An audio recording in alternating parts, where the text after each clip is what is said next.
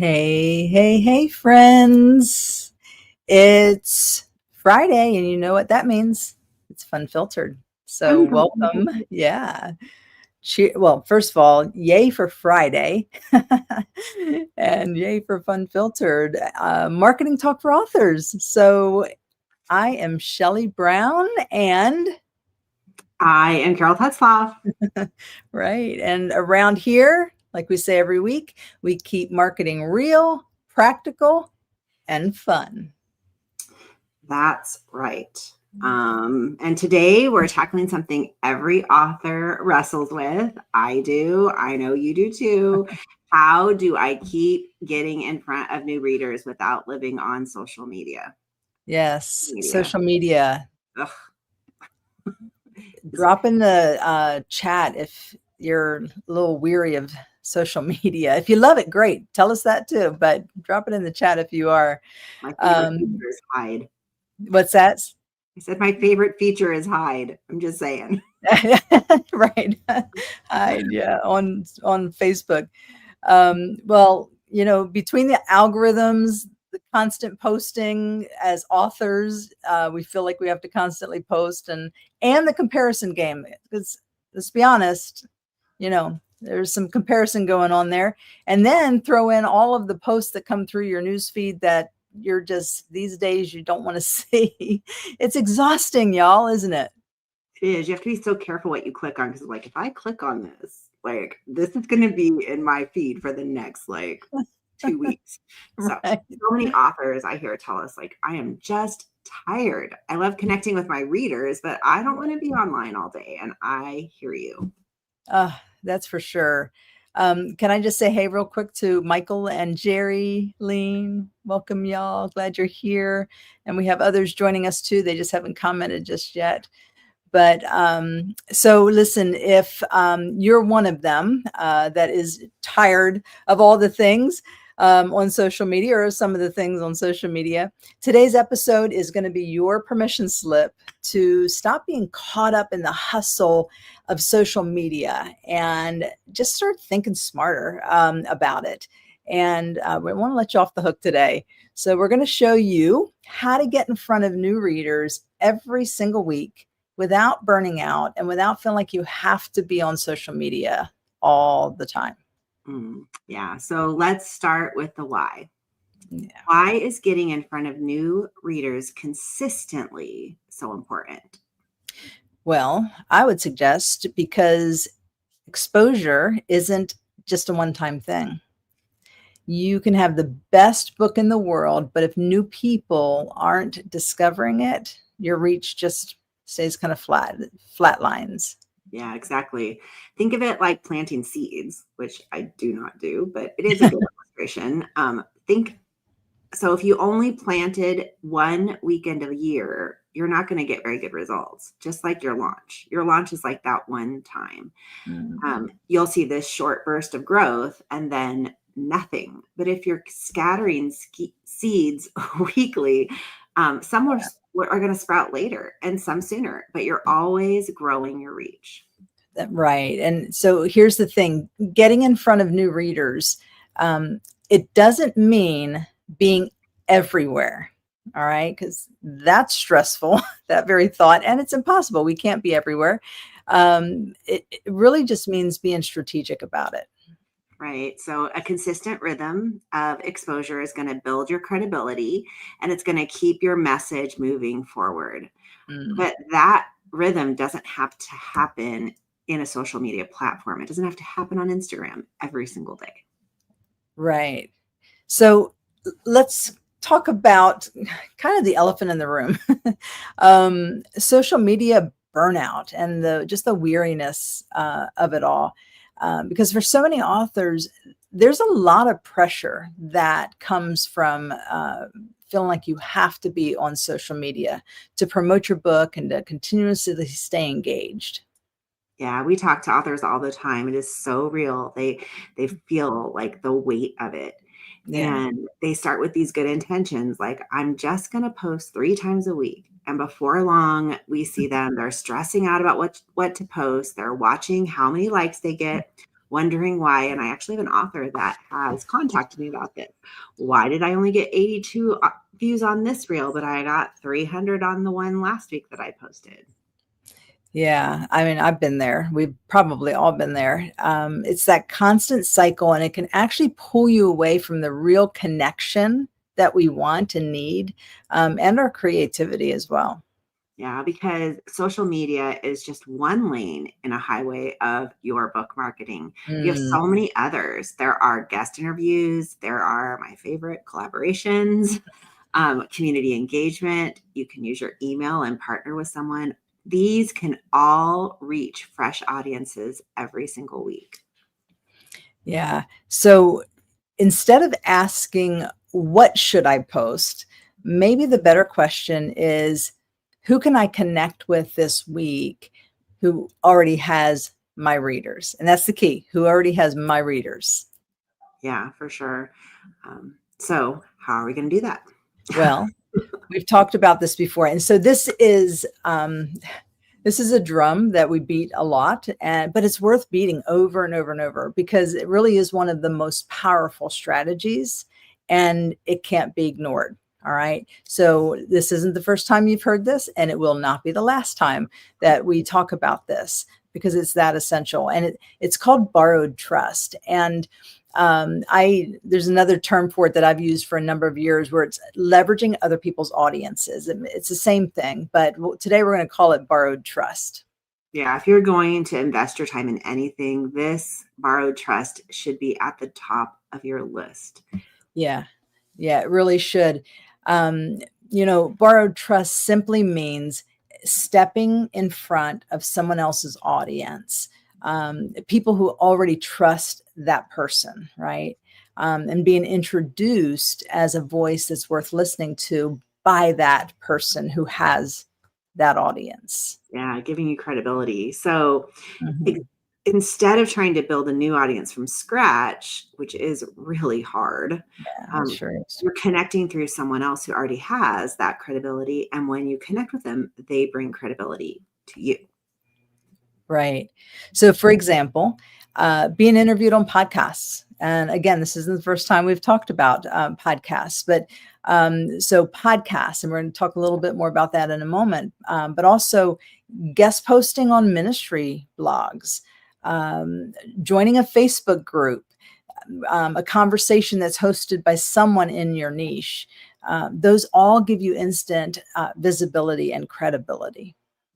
I love that one. I mean, Facebook conversations, we typically are told we're not allowed to post in certain groups, but Right. you can have conversation and you can bring your credibility to them just through those comments that you make. Right. And the best part is about this trusted, what do we call it? Borrowed trust, is that it's sustainable. You don't need Right. to create endless reels. You just need to show up, share your story, and let that exposure do the work for you. Yeah. So once you have created your, gosh, I keep forgetting what you call it, borrowed trust. I like that. So after you have kind of thought about that, another idea are just here's some just real examples, something that's very practical. So Shelley, what are some very specific ways that we can get in front of new readers without relying on social media? Yeah. Okay. Well, I'm going to kick it off with one of my favorites. As I mentioned a moment ago, guest podcasts. There are literally thousands of Christian podcasts out there that are looking for meaningful guests, but not only looking for meaningful guests, but they have your audience. And that's the key. You want to get on a podcast who that podcaster has your audience. And there are thousands out there of every imaginable topic. Like you can't even, it's crazy the type of topics that are out there. Dog podcasts and you name it. Like think of the craziest thing. There's a podcast for it. So I assure you that no matter what your topic is, there are, which yours is probably more mainstream than these crazy podcasts. There are hundreds, if not thousands, out there that actually have your audience. You just need to find them. So here's what you want to do. You want to search on your favorite podcast platform. If it's Apple Podcasts or Spotify, whoever, whatever app is on your phone or your on your laptop, and you just search for keywords like faith, motherhood, prayer, grief, healing, purpose, life purpose, identity in Christ, whatever your message is about, just start with doing a simple search and see what podcasts come up.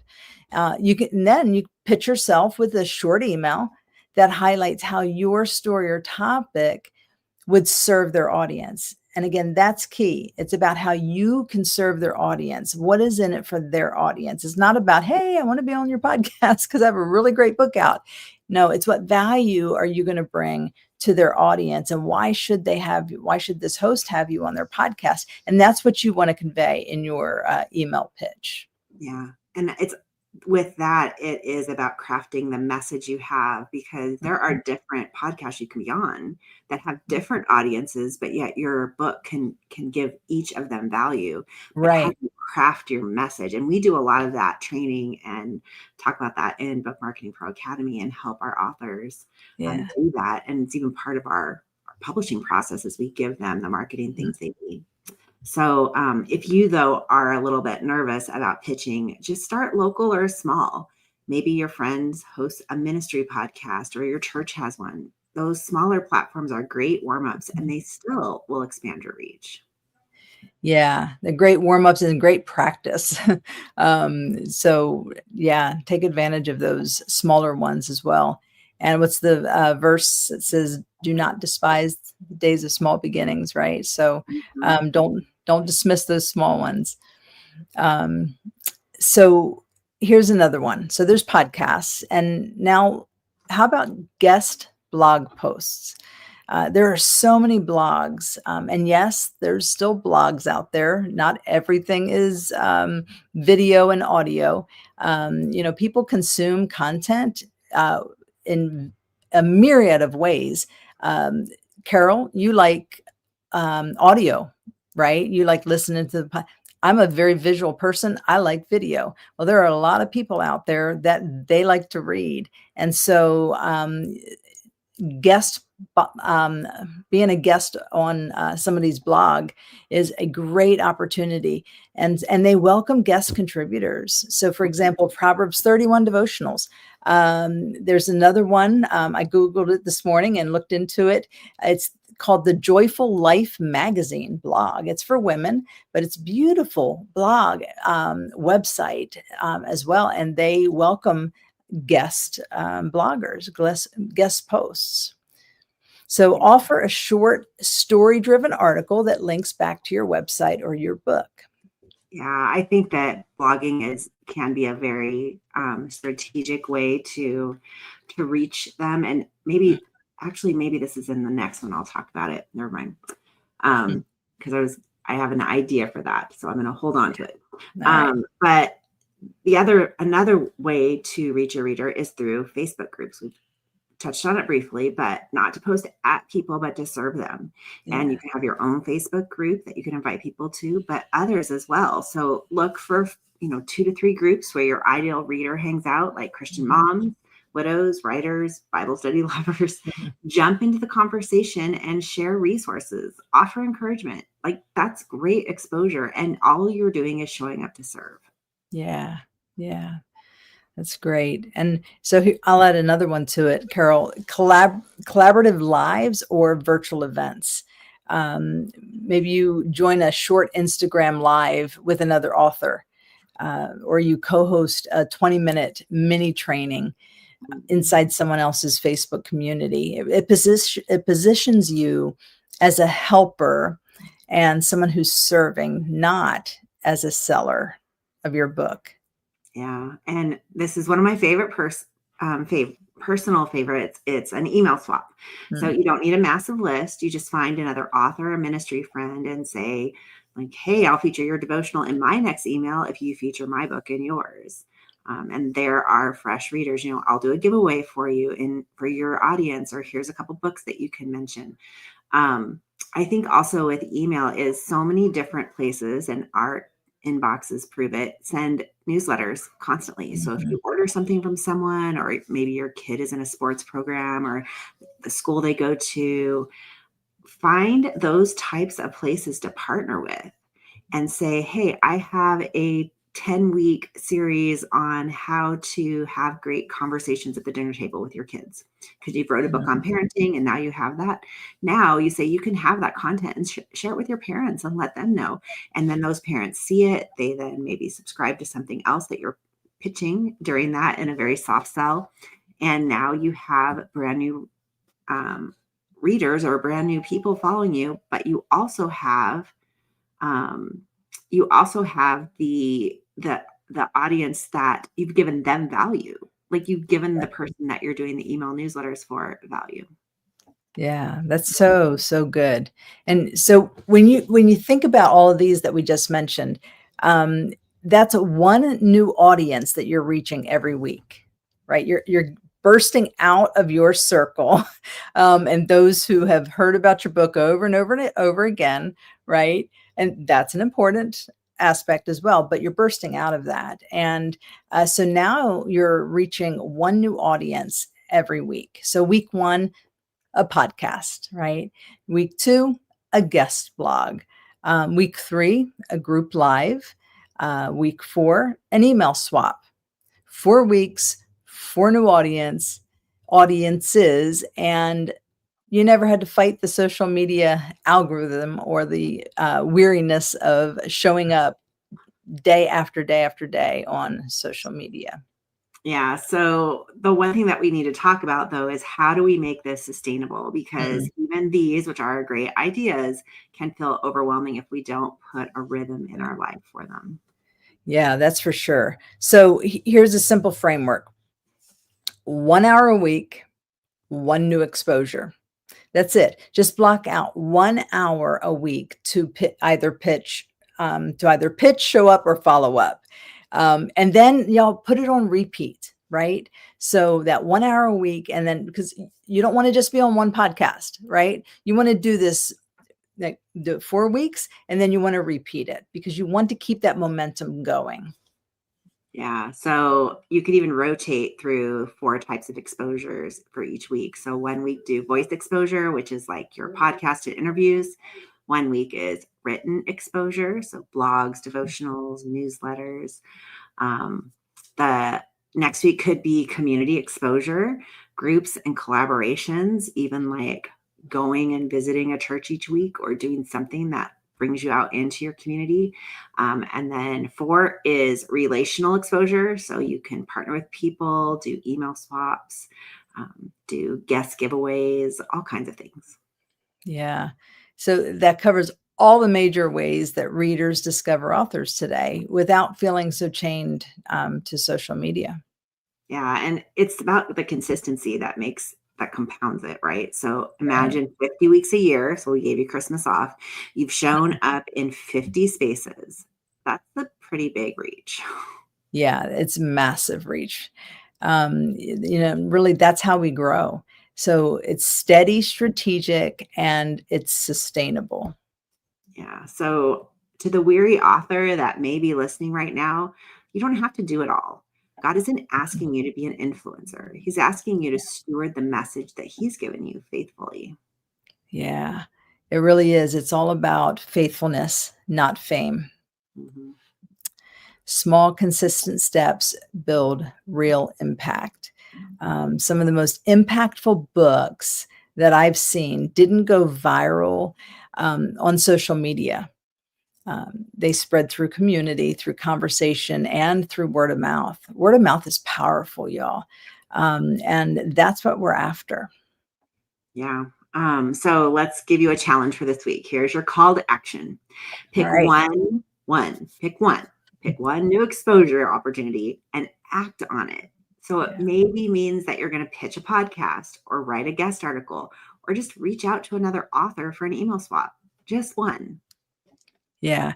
And remember, momentum multiplies when you're surrounded by others doing the same thing. And what is an opportunity for others to experience this, Carol? Yeah, of course, our Book Marketing Pro Academy. Yeah. And it's where we have a whole library of training on how to pitch podcasts, write guest articles, build meaningful partnerships. We have a whole thing, a whole course on collaboration. I think we have two of Mhm. them because we've done so much on that. And then there's live coaching where we help you actually do it. We have Q&As where you can come in and just ask the question where you are right now. You don't have to Mhm. figure it out alone. We're cheering you on every step of the way inside the academy.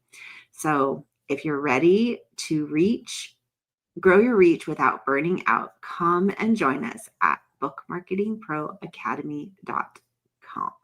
Yes. And if you're watching this now or later and you're already in bookmarketingproacademy.com and you're not taking advantage of all the things, what are you doing? What are you waiting for? So much. Oh my goodness. So good. Seriously. Oh, I'll tell you, jump in, dive in. Those who show up and we know schedule, so there's no judgment here. Because But if it's it's all a recorded scheduled for thing, you to use. what's that? It's all Say it again. recorded for you to use. So you can Right. It's exactly. The only thing that's not recorded is the live coaching, yeah, right? We don't record that. But all the trainings, everything, we already have it pre-recorded, but then all the new live trainings, all of that is recorded. And those who show up at all of the live, I mean, they're moving the needle, and they're nurturing each other and the community, and they're supporting one another, which is so cool to watch, where we can just sit back and see them critique, each other's work and do all the things. So if you're not like all in but you're in, you need to go all in. I just really encourage you to do that. You're missing out. for sure. So this is a wrap for today's Yes. Friday unfiltered episode. Right. And again, remember one last thing.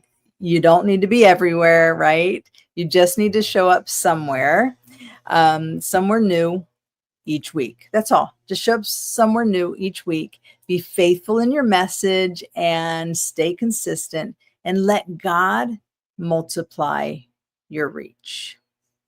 That's right. So good. What a good word to end on. So we will see you next time, Friday, on Fun Filtered Yes. Marketing Talk for Authors. Yes. Have a wonderful weekend, y'all.